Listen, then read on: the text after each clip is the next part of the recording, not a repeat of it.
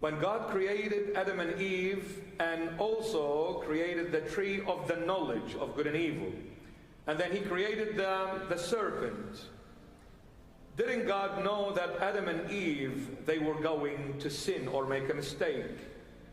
Since God is the omniscient God, meaning God is all knowledge.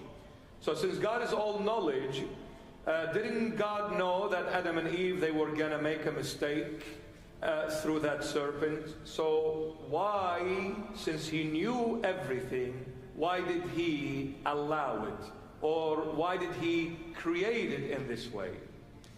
Well, to answer this question, we need to differentiate between two things that are in God, very vital.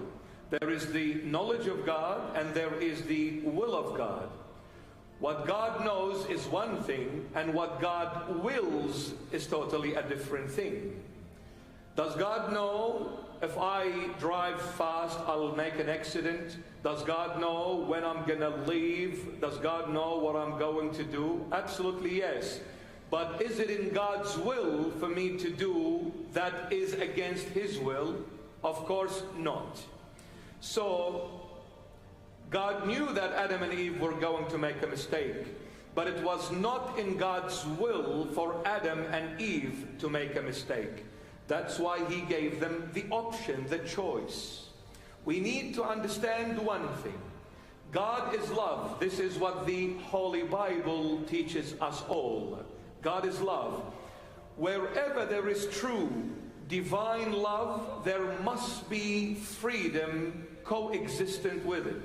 It is indispensable. Freedom is inseparable to love. You cannot have love without freedom. For one simple reason.